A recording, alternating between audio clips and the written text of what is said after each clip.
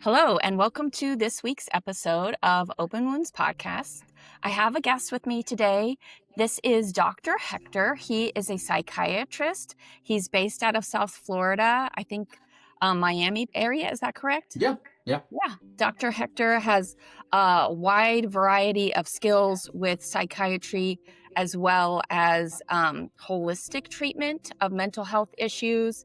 He is going to share with us a little bit today about how we can approach our mental health through a variety of treatments, not just medication, even though he does do medication. And thanks so much for being on the podcast, Dr. Hector.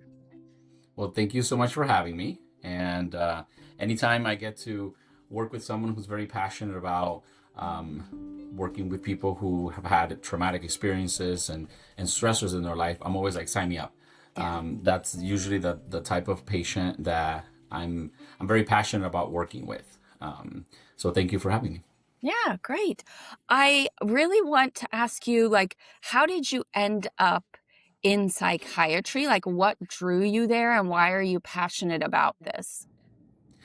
Well, the funny part is I was never really thinking that psychiatry was for me.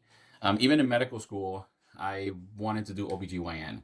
So Mhm. I did lots of rotations, even like high, like it's called maternal fetal medicine, which is Mhm. high risk pregnancies. Right. So I thought that was for me, right? And women's health, and I just love that.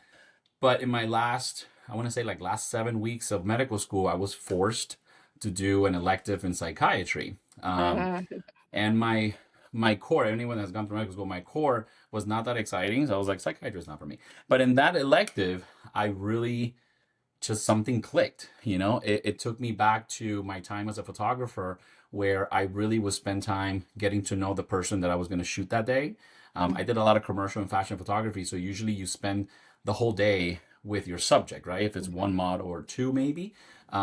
So for me, it was I started my day them in the makeup chair and me talking to them, right? I wanted Mhm. to get to know them. I wanted to get under their skin so I can understand and guide them, right? Building trust. So without knowing, I was kind of sharpening my tools of working with an individual, right? Working with someone.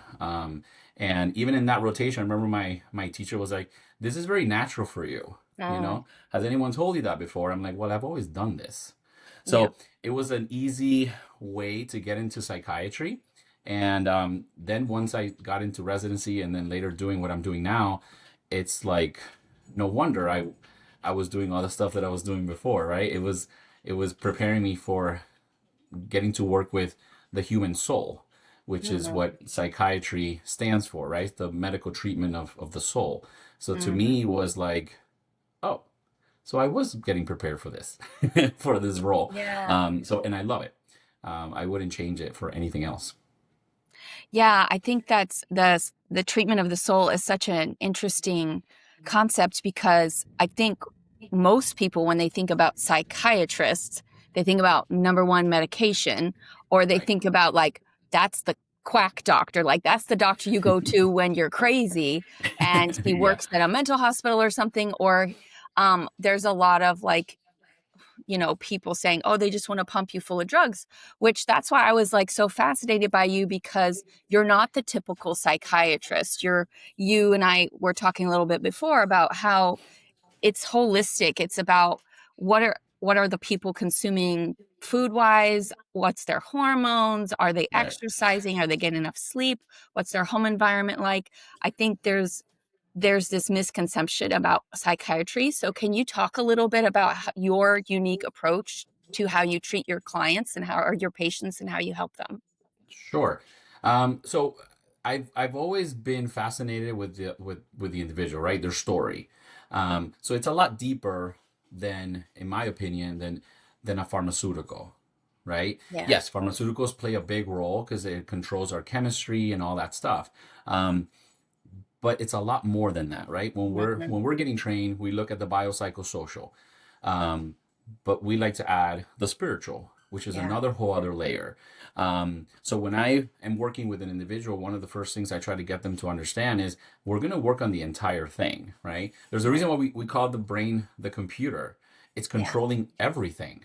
So I when I'm working with someone who's giving me those, you can tell that they're coming from that mindset of like, oh, Mm, I'm a psychiatrist, I'm just going to give them a pill. Um, I try to explain to them, remember, your brain controls everything. It controls yeah. your thoughts, your behaviors, your other organ systems. And if it's sick, like any Mm, other organ, these things are going to malfunction. Your thoughts are going to malfunction. mm, Your perception of yourself might malfunction. yeah. So when you look at now at mental health, instead looking at it as brain health and taking care of this brain, I have to look at it in a whole person approach, Yeah. right? Because if you're eating the wrong foods or you're exercising that is not good for your brain, we got to change that. So then that Mm, organ starts working better, you know? But since we see sometimes mental health as something that either happened to you or mm, you caused it on yourself, right? A lot of people mm, think that, oh, this person is depressed because they want to be. right. No, it's a lot more complex than that. So this organ is extremely complex. So we have to look at all the possible angles that we can help this, the person, right? This organ controls so many things, so we have to guide them. So for me, sitting down with someone new, my mind is like all over the place thinking, Mm, is this a hormone issue? Is this an autoimmune disorder? Is this yeah. an autoimmune thing that happened because they went through a very traumatic Mm, experience? And there's right. research that shows that there's some inflammatory cells that only show up in people with PTSD. So Right. there's definitely a connection with those two systems, our immune system and our nervous system. So I have to look at the whole thing. Yeah. I Does think that make that's sense? so important because they've done all that research with the ACEs where the higher ACE score you have, the more likely you are to have this host of different medical issues, right? And Correct. they are just, I mean, I don't think it's widely known. Things like lupus and arthritis and things like that, were now we're seeing that they are connected to our mental and emotional well-being and trauma and stress and all those other things that are happening in the body. And so I think, when the approach has been like, just give them these pills, give them an SSRI or give them a mood stabilizer or whatever. I feel like yeah, it can get the person on a life raft, right? Like, if they're really Right. Right. not doing good, it can keep you alive in a lot of sense, Right. but it's not really healing the root of the issue. No. It's not getting to why the person feels this way or why they're having all these strange symptoms come up in their body. And so I really like that you are willing to spend the time. That's another thing I think we see within at least the US's medical system is doctors are given like 15 minutes to see you. And how Mm-hmm. can you talk Mm-hmm. about childhood trauma or your current stress at work or your Yeah. marriage or your mom just died? You don't have time to really dig into that with a psychiatrist. So I appreciate that you talked about that you studied under Dr. Amen, and you learned about like doing all these brain scans. And so often when I've looked at his work, he was able to see, oh, this isn't just like a chemical imbalance. The person has a tumor in there, or there's Right. other things happening. So, can you talk a little bit about like the common things you see where they maybe think, oh, I'm just depressed, but it's actually something else going on? Mm-hmm. One of the most common things that I tend to see are actually brain injuries. Mm, We when we think of brain injuries, we immediately only think about like concussions and being in a coma for a month. Yeah, I've had those patients. Um, but the brain is a very soft structure mm, and it's inside this hard shell for protection. yeah. But when we get hit in the head, even if it's a minor hit, right, we get a whiplash injury Mm, or, in a car accident that we were like, I yeah. didn't hit my head. No, you probably don't remember that you did. Yeah. So it's very common to hit, for example, the prefrontal cortex, which is a big part of our brain for decision making, Hmm. for concentration, for impulse control. So if that's injured, well, what do you think is going to happen in some of their behaviors and symptoms? Yeah. The same thing happens with the temporal lobes. If they get hit, there's problems with controlling the emotions. So you get this Mm, ups and down in moods, for example. So then people are like, well, this is going on because it's just happened. No, you had a brain injury 2 years ago, and now you're having mm, those symptoms from that brain injury. But if we don't look at the organ that we're treating as psychiatrists, well, we're missing the boat, because yeah, then we're not really treating what we need to be treating, right? We're yeah, only treating symptoms at that point. And nothing, I'm not here also to talk bad about psychiatrists in general. I think the way that we're being trained needs to change, is what I'm trying to yeah, say, right? absolutely. We need to look at the brain as an organ. We need to study it more. And the SPEC scans that Dr. Amen tends to use, and I use them too, I think is the beginning of how Mm, we're going to start treating individuals for with right. brain conditions. And I'm excited to be alive during this time, because we're going to be able to see a lot of these things, and at least I know for sure in my lifetime. Yeah. So there's a lot of other ways that we can see things. Another big one is actually inflammation that you can Mm, see on a brain SPECT scan. You can wow. see if there is some kind of toxin. Now, the Mm, minute I see a toxin or signs of inflammation on a SPECT scan, that's when I'm like, okay, the hunt begins.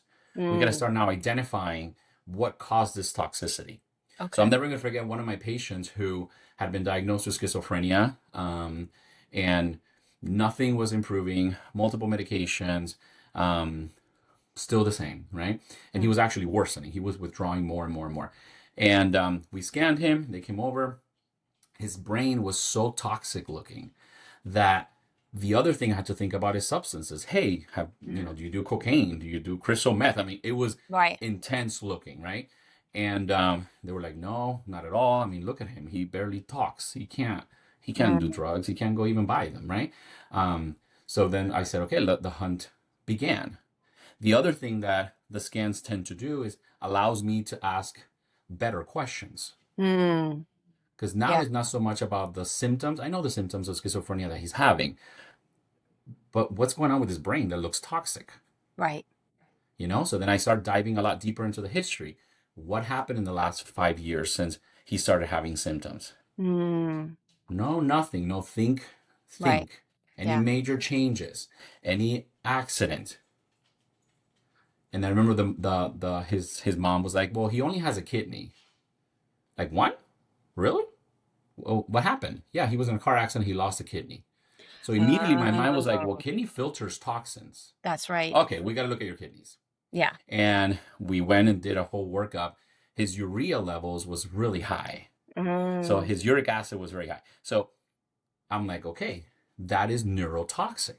yeah, yeah, Now we have to change completely your diet, because we have to change your protein, because a lot of that can come from, can increase your uric acid. And we have to start monitoring your uric acid. Well, sure enough, his uric acid started lowering, his psychotic symptoms started improving. yeah. That reminds me, my dad has hepatitis C, and he was hospitalized for his symptoms and stuff. And they had because at the time his liver was failing and he needed a liver transplant. He was straight loopy. Like, Yeah. his conversations were not coherent. He Mm-hmm. was wandering around the house in the middle of the night. Like, they had to put him in the hospital over and over and over again. And when you would go to visit him, you couldn't even communicate with him because it was just like scrambled, right? Because he Right. was so full of toxins. And as soon as he got the liver transplant, he went back to being normal self, right? Um, Mm-hmm. so I think that's so important because um, I think people think, oh, there's only these three treatment options for schizophrenia. There's only these three treatment options for bipolar or whatever it is, right? And when they're not looking at, like, there are other possibilities. It just takes more time and energy and It effort to does. kind of go down that path. And it's going to be more work on the patient's part to Yeah. control what they're eating and monitor what, they're ingesting, and make sure that they're not, like you said, consuming substances that could make it worse. So, Mm-hmm. wow, that's really fascinating. And I did want to talk about, like, since you're in South Florida and you said you're of Cuban ancestry, I feel like there's a lot of different cultural aspects that can come into play when you're trying to treat patients. Some people are very open to mental health treatment, and some people are very open to the spiritual aspects, and other people are like, I don't want to deal with that. We don't do that. So, can you talk a little bit how you help people who maybe this is like very difficult for them to work through? Well, I was laughing as you were saying because Hmm. it's so true what's happening within the different cultures. I think the U.S. Caucasian patient is a lot more open than they probably were maybe even 20 years ago, Yeah, which yeah, is a great thing, right? I yeah, think the way we see brain health, the way we see brain conditions, we're seeing them a little bit more open and a little bit more understanding because yeah, they're well, they're taught, right? They're yeah. exposed to lots Well, we have of resources. access to resources Access, usually, right, right? And we right. have the money and the time usually. I say we because I'm white, but yeah, Hmm. it's this it's it's a privilege basically to take the time off of work to be able to go to your doctor's Right. appointments or to your therapist or to buy a book about mental health or Hmm. go to a Hmm. seminar. There's a lot of things that I think it's not just because that culture is avoidant, but it's access is one It's thing. access, yeah.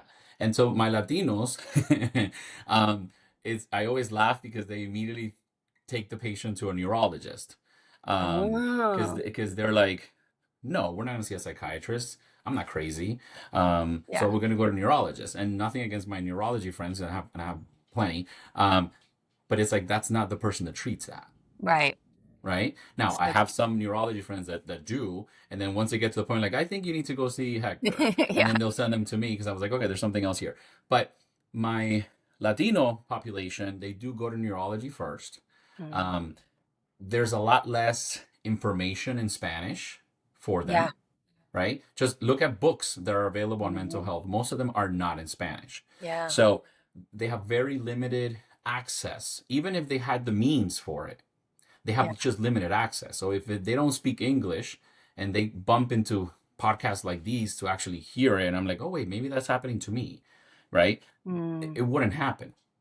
yeah, So because that's it's in one of English. Yeah. my, I guess, my ulterior motives too. Sometimes to do what I'm doing today and being more active on social media and going on podcasts is to try to bring that into my Latino um, audience because they're taught differently about brain conditions. They Mm, tend to, unfortunately, really marginalize their family member, mm, right? Um, there's this thing about, I don't want people to know, yeah. It's like you shame know, and a embarrassment. lot of shame and embarrassment, which is a little bit different from my other patients that are not Latino, right? So knowledge is key. So when I Mhm. start telling them like, well, this is your brain, it's not healthy, this is happening, then they start understanding it more, and actually they become a lot more compliant to my treatment plans Nice. because they're And seeing the brain as an organ, which is how I start all my time with them. You know what I mean? yeah, and I think the language barrier too, these are complex topics and conversations. And if Yeah. the person's the grasp of English that like, they can get by or whatever, but to have these in-depth conversations in their own language, I feel like is so important to them so that they can feel understood and that they can articulate what they need to articulate if they have questions. And it would be weird to have a translator sitting in the room and be like, "Can you tell them that when I go to the Yeah. bathroom this happens?" Like there are No. some No. things that's like embarrassing. So the fact that you can speak Spanish and speak to them directly in their language, I feel like is so beneficial, um, because there aren't that many doctors who practice with bilingual, especially in Yeah. They psychiatry. definitely get this like this sigh that I hear when they hear me talking in Spanish, because they're like, oh, I can really now express myself better, and I Mm, can really tell you how I'm feeling and what my thoughts are. You yeah. know, so there is a lot of, and we talk a lot about cultural competency, um, and I know a lot of doctors that have really good um, you know cultural thoughts or ideas about different cultures and understand it well. but there's a lot to say about being able to speak the same language. Yeah. So a lot of my colleagues, I'm like, if you're going to work, especially in South Florida, for example, or in California, where I'm also licensed, hey man, take a Spanish club course. Yeah. Really sharpen your Spanish because that patient is going to appreciate it a lot more. Yeah. And they're going to be Yeah. able to express themselves, and then you'll be able to ask better questions. And the treatment is much better. It's more personalized too. Yeah. So it has to go a lot more than cultural competency.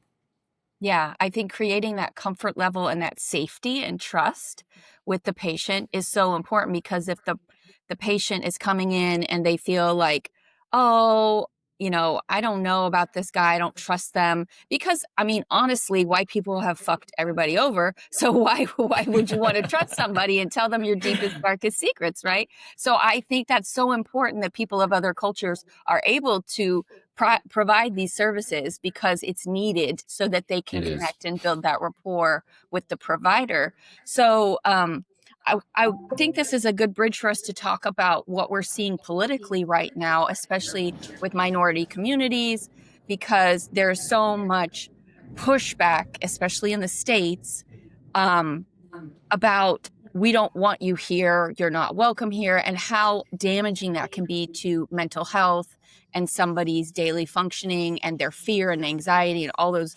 neurochemicals that are going to be Hmm. firing because their environment is now creating a place of unsafe. They don't feel like they can just go walk down the street and go to the store or whatever. So can you Yeah. talk a little bit how you're working with patients and things that they could do to kind of create that safety or.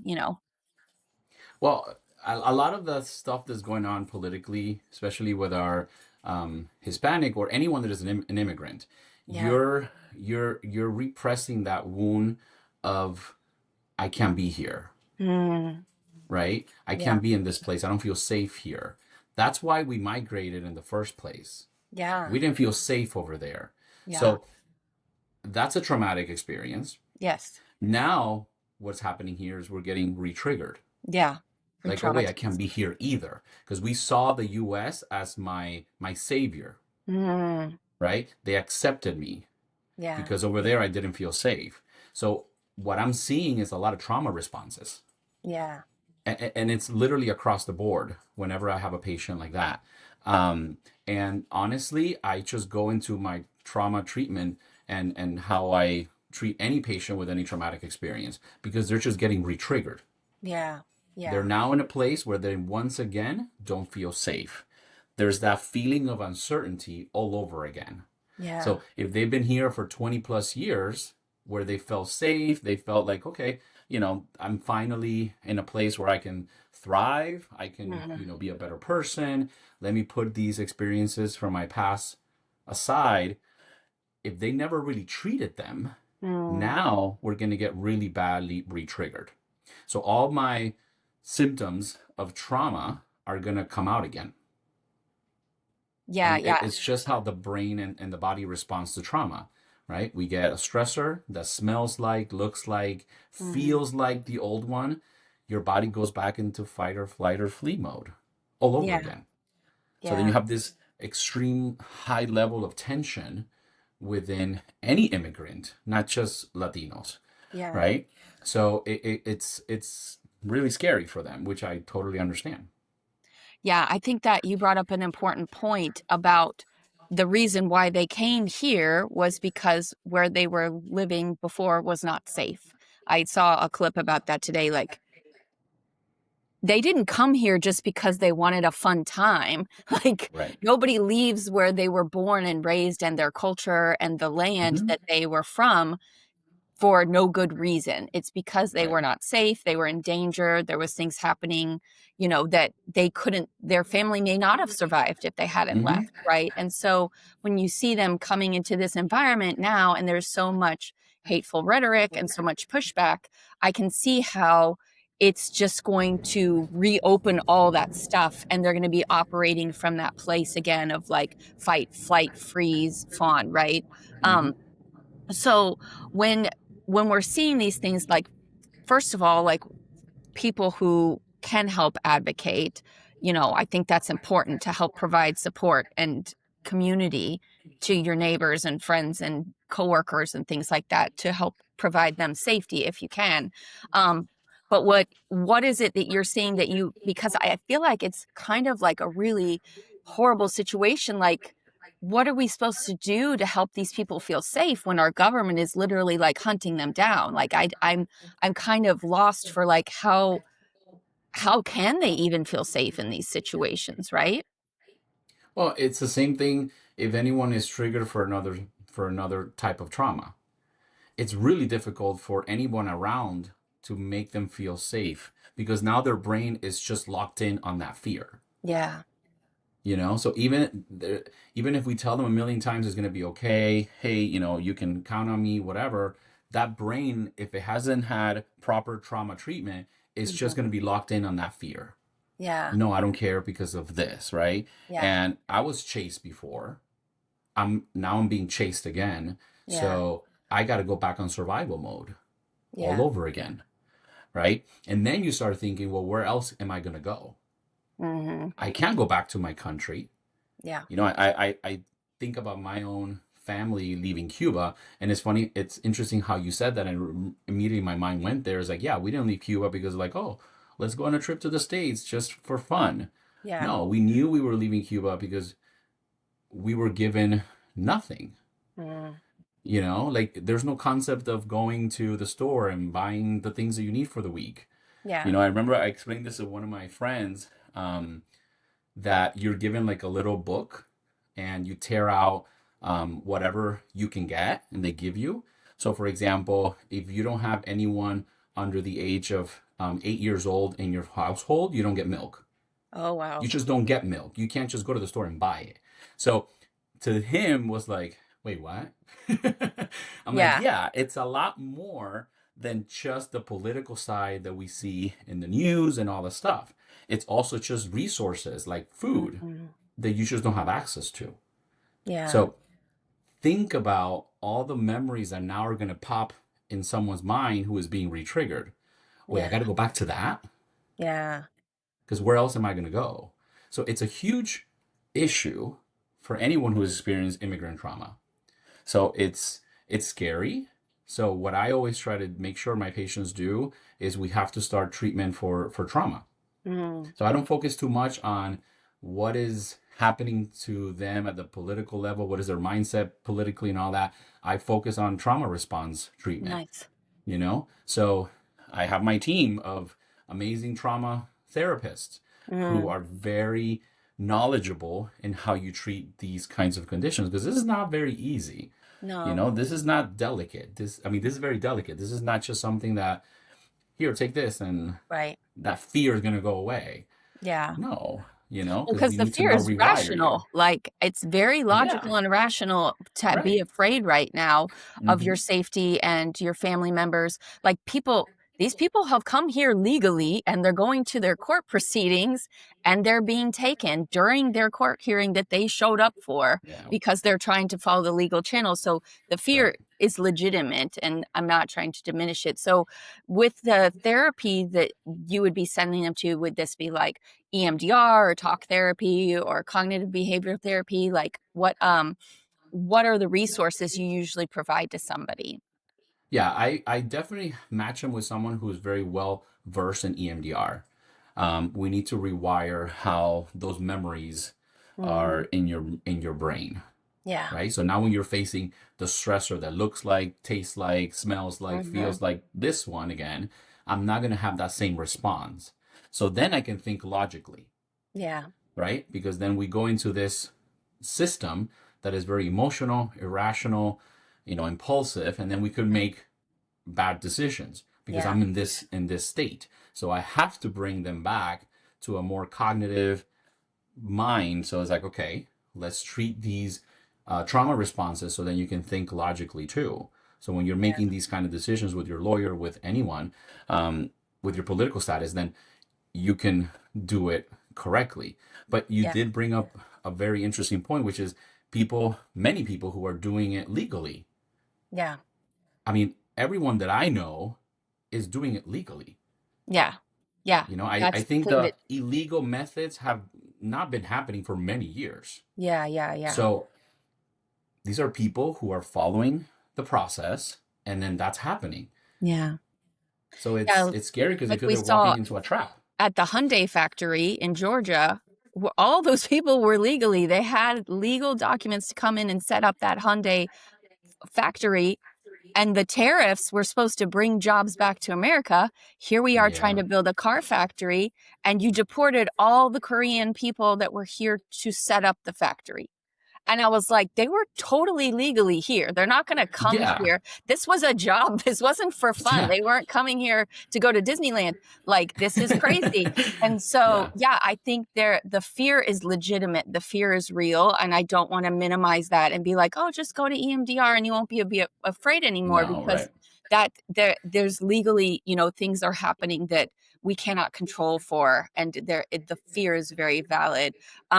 But yeah, you bring up a good point, is if we can go back and work on healing the original traumas, at least then when they're experiencing something current day, it's not going to drag them back and put them in disassociation or, paralyze them Hmm. into where they can't think. Like, if you are in court, you need to be able to answer the questions, and if you're Right. frozen in fear, that's a very bad situation. So Hmm. yeah, I like EMDR. I think there's a lot of things too that you brought up about, like, somatic things that are stored in our body, things that come up as inflammation, things that come up as like endocrine disruptors. So when you're finding that people are experiencing like these long-term effects of trauma, do you feel like it's both, and like we're both going to heal the mental stuff and we're going to treat it with your nutrition and your sleep and all that? Is it like we have to approach it from all fronts, or do you try to take things one at a time, not to overwhelm them? I first give them the full plan. Okay. These are all the angles that we're going to go through. However, we're going to do them in steps because you're not, I don't Yeah. expect you to do everything tomorrow. I Right. literally tell Yeah. them that. But I do have to give them a game plan because Mm, that also gives a feeling of safety. yeah. Like, okay, this guy knows what he's talking about. There's an actual plan. It's not like I'm going to make up something the next time I see you. No, Mm, let's follow the plan. yeah. Things like the lifestyle modifications, those are the hardest. So I Yeah. always tell my patients the diet changes, the exercise changes. Let's don't stress about that now, but here it is, the entire thing that I want us to do. But Mm, we're not going to do that yet, right? Because those do require a lot more changes, yeah. right? We got to start buying different foods, eliminating some foods that you shouldn't be eating because they're inflammatory. So, Mm, so I always, especially the first consultation, I try to give them all the reasons why we're doing it because I nice. think that's important, Yeah. right? We're not just going to do it because I say so. I Right. hate that. Yeah. Um, I never liked when anyone just tells me we're going to do it this because I say so, Yeah. right? So I like to explain the reasons why we're doing what we're doing. So it brings down their guard. Mm, But I have to give you the whole plan, the yeah. next 6 months. And if I have a better idea and I'm really sure of this is where we're going to go, then I'll do the next year. These are the things I Mhm. want us to work on in this. I'm going to see you in the process. I'm going to be coaching you through this process. But this is the whole plan. And yeah, some patients leave like, oh my God, you want me to do all this? So I repeat it multiple times. We're not doing Yeah. this tomorrow. Yeah. Just do step one for now. Then we'll move on to step two and step three and so on. So then they're like, okay, you know. Yeah. Still, a lot of people become very overachievers and they're like, oh, I moved on to step seven. Like I Yeah. did all this first thing. I'm like, okay, you didn't have to, but what have you noticed? They're like, yeah, you're right. Mm.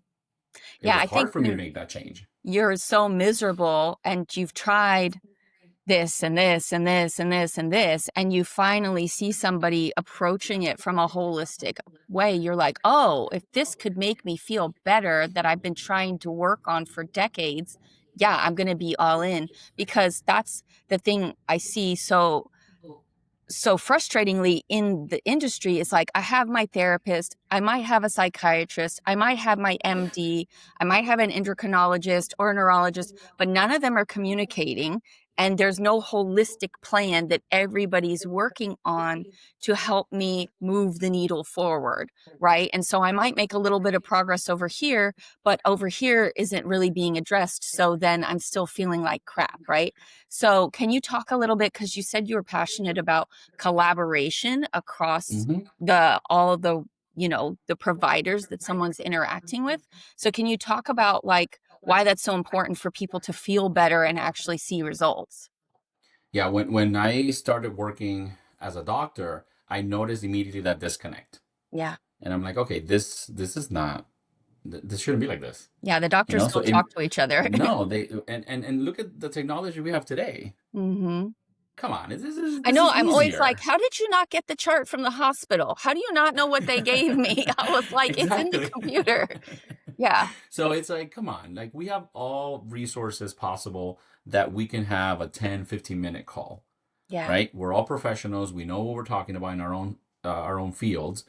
This should be a very quick, but Yeah. I think if we're still doing things the way we've always done it, because that's how Mhm. we operated, then we're not going to make these changes. So one of my biggest things that I always try to work for is change that, change Mhm. that structure because clearly it's not working, Yeah. right? What we've been doing is not working. Our mental Yeah. health in just this country alone is deteriorating. Yeah. So Yeah. we need to make drastic changes and like now, right? Yeah. So this, I actually got it from when I worked as a fashion photographer. I mean, Mm. leading up to a photo shoot that would be 3 days to a week, we had multiple meetings. We had a Yeah. planning meeting, we had a makeup meeting, we had a style meeting, a Hmm. creative meeting, like so many meetings and all the people that are going to be working together that day. So when Yeah. that day came, everyone knew boom, boom, boom, we're all doing all these things at the Mhm. same time.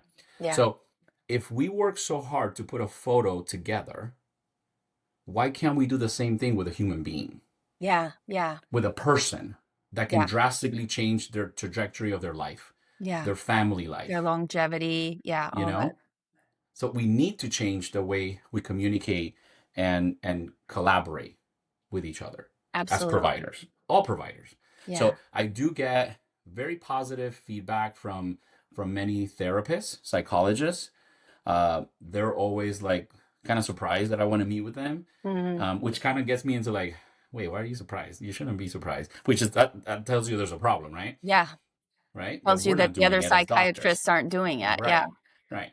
Right. But it's slowly changing. I think people are Mhm. becoming more open to the idea because it's easier. There's no excuse for it. Yeah. Having worked with even doctors and psychiatrists in other countries, it's so easy. I mean, Yeah. we jump on a Zoom call and have the patient, the family, and the three doctors that are working on the case together, and Mhm. we're communicating. Someone has to guide the conversation, but we're doing it, right?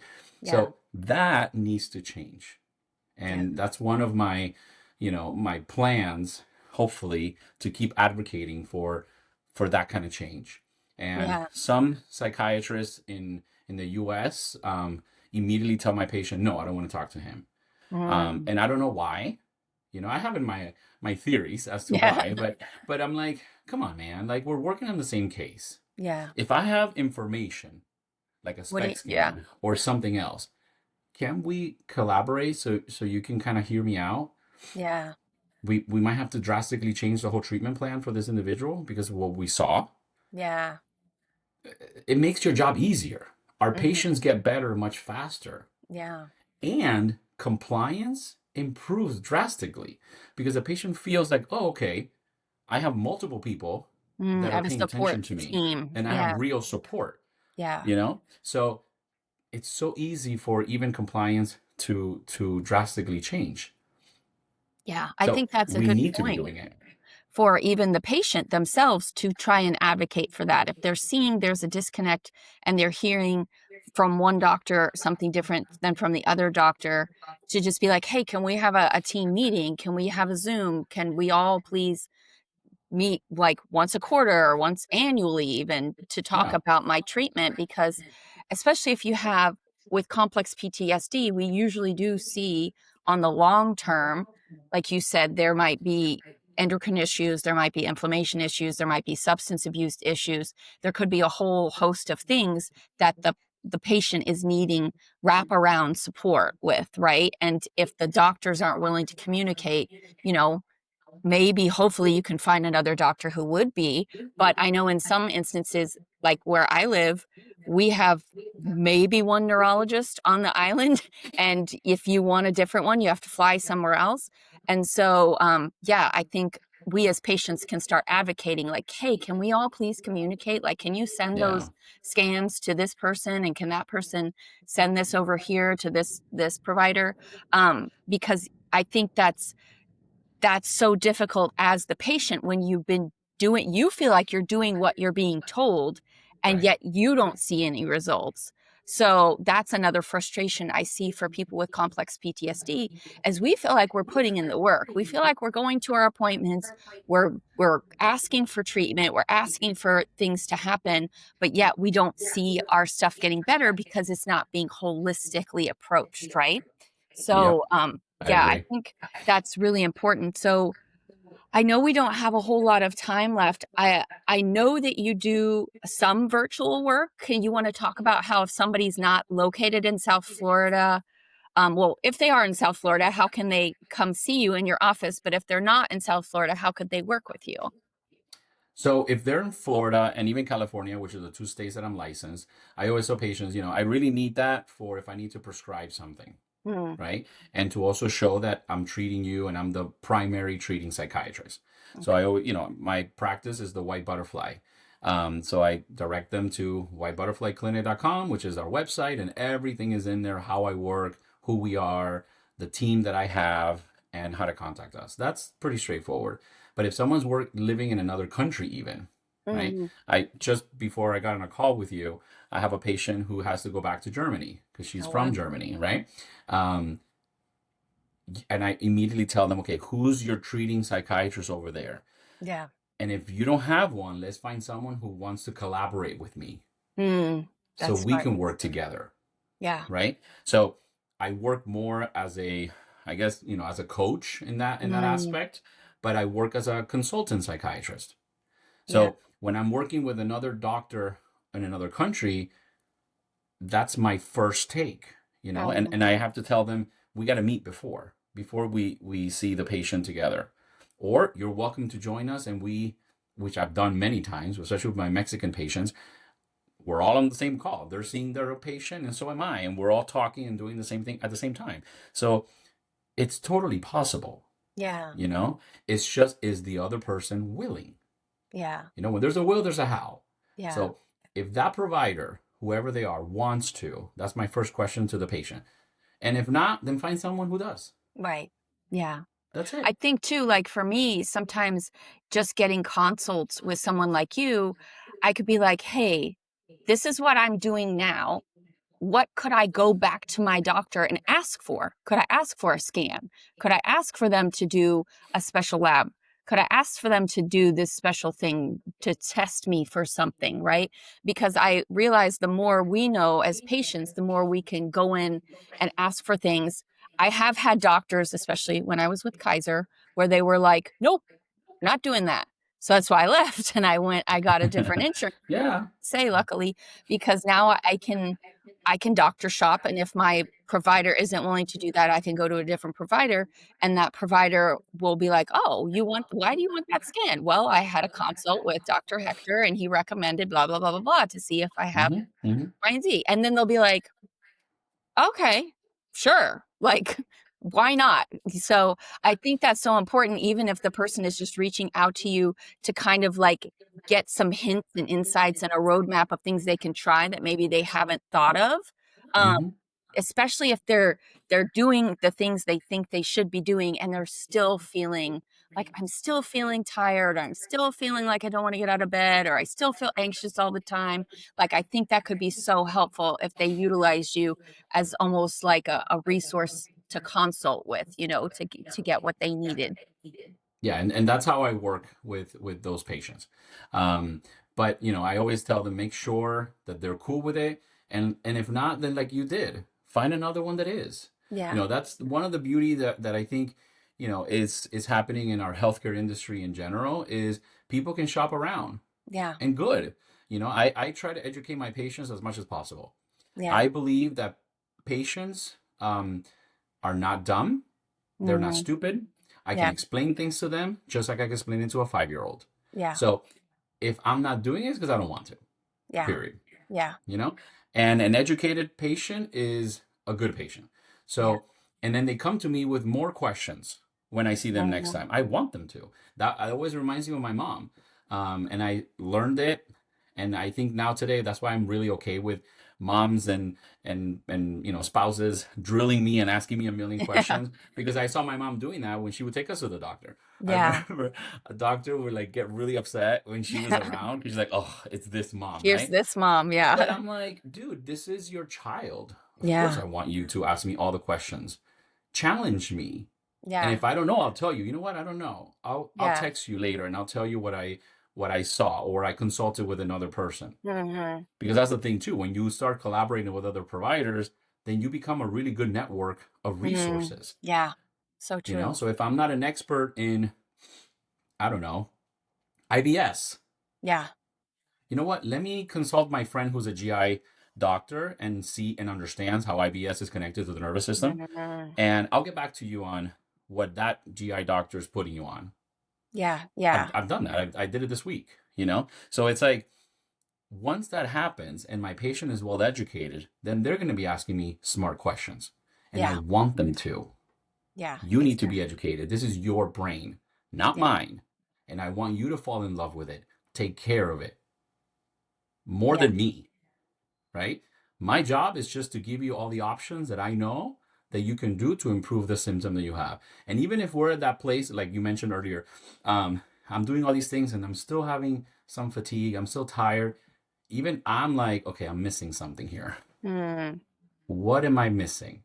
And Yeah. every once in a while, I open the entire chart in my computer and I read everything again.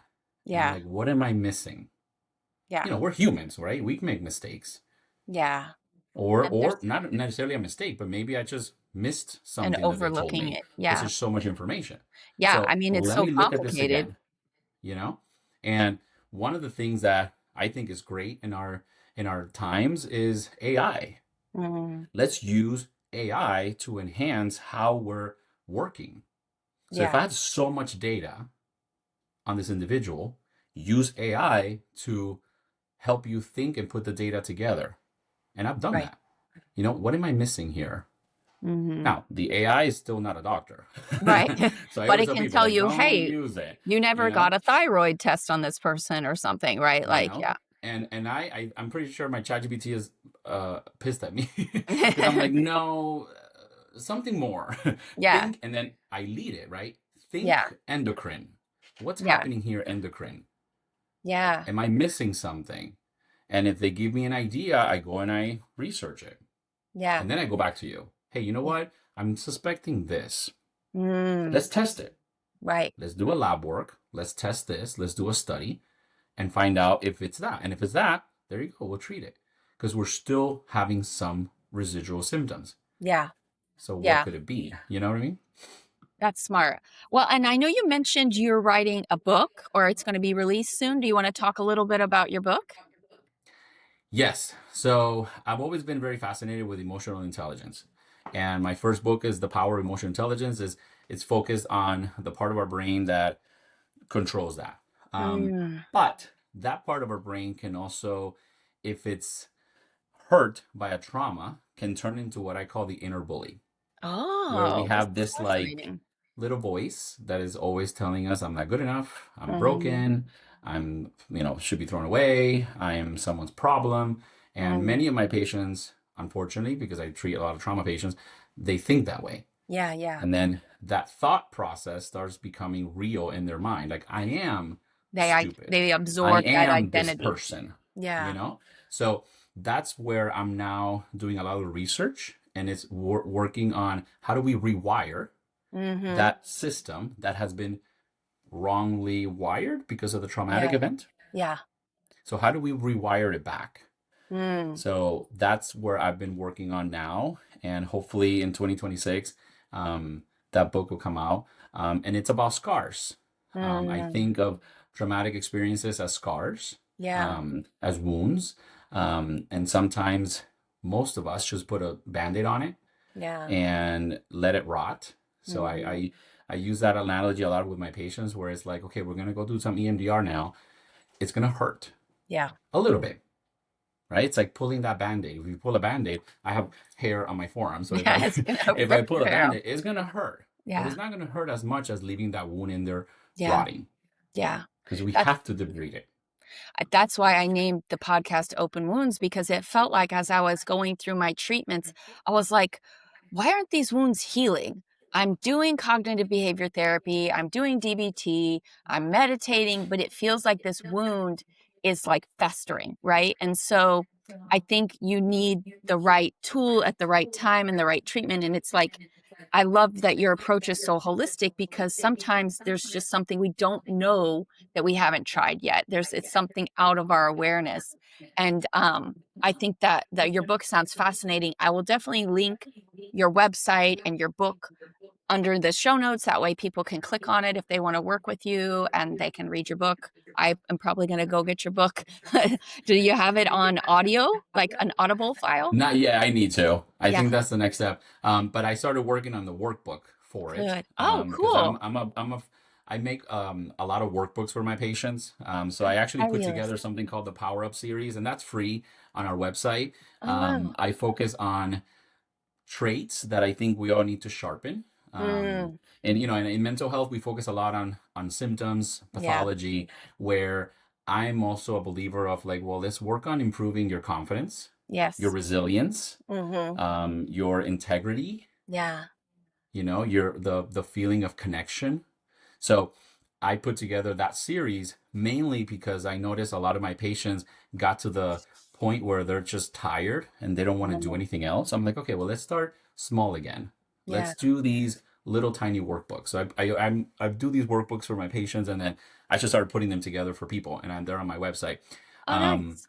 and from there, the our wellness magazine was born, Oh, which dives in a lot deeper into those same concepts. It's more story like. There's mm, articles and interviews from different people depending on the theme of the issue. So right now, our latest issue is the discipline issue. So that one mm. talks a lot about exercise and the power of movement when it comes to treating even trauma. Yeah. I think So discipline is such a hard thing for us with complex PTSD, because I'll make a little bit of progress and I fall off the wagon. And then 3 months later, I'm like, oh, I got to go back and start over again. There's something happening. I haven't quite put the puzzle pieces together yet, where the trauma is interfering with me being consistent, right? right. And so that sounds amazing. I think I'm gonna definitely check that out too. And those are free. They're on our website, Amazing. the magazine and the Power Up series. So I I like to do those things so people can put into practice what they're reading. So Mhm. what I'm working now is on the workbook of the Power of Emotional Intelligence, which is the last book that I published. So, and I also, I have ADHD, so I don't like to read long books. So all Yeah. my books are very short, straight to the Nice. point. I think there's a lot of good content out there. I just noticed that it might be oversaturated, and sometimes people don't know what to do because there's just so much, and they're like, Yeah. what's applicable to me?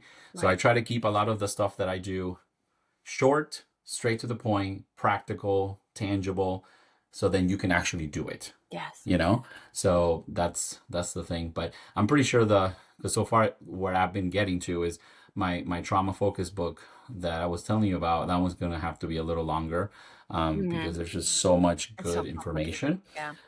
My job is to still like, I'm like, Distill how it can I all down. still Yeah. like keep it, so Yeah. it could be easily digestible and intangible, Yes. so we can put it into practice.